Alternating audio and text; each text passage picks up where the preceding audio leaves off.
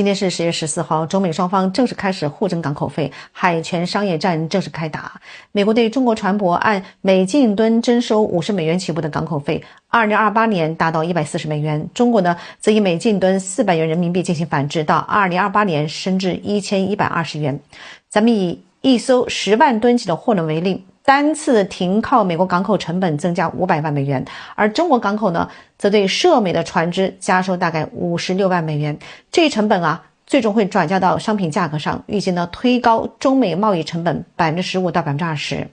每年运往美国的商船大概是5.7万次，停靠港口的涉华船舶大概是占比50%，1%。按每进吨50美元起步的收费计算，美国对涉华船舶所加征的港口费每年可达700到1000亿美元。这对我们的造船业以及海运贸易相关的产业影响呢，不能说不大，但我们的反击也是比较精准的。虽然美国造商船全球占比低到可以忽略不计，但是美国实际上是世界第4大隐形船东国。美国投资者在全球主要船东与租船公司当中的持股占比都远远超过了25%，所以呢，我们本次将美国直接或者间接持股25%以上的船舶列为征费的对象，是具有实质性打击的回应。那美国打击我们的造船业，它能如愿吗？不能。刚说了，美国自己的造船业如今在全球占比极低，几乎可以忽略不计，它只能指望跟韩国的合作。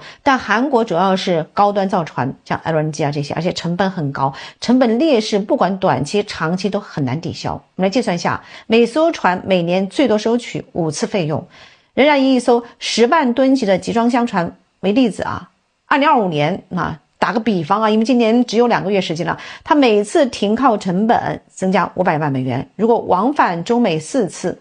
年总成本2000万美元，而韩国与我们的造船成本差是每艘3000万美元，所以第一年港务费覆盖成本差大概是67%，也就是说呢，2000万的港务费，但是你的船的造价这个费用是3000万，用2000万除以3000万，67%。如果用韩国船的船东，人家需要多承担1000万美元。那到了第4年，2028年，每次停靠成本是1400万美元，年总成本5600万美元。但是中国新能源船舶的最高补贴是 84.5%， 如果这艘船符合补贴条件，每年港务费只要868万美元。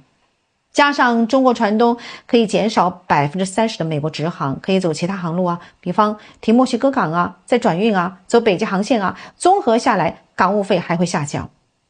中国新能源船的运营成本比韩国船低20%，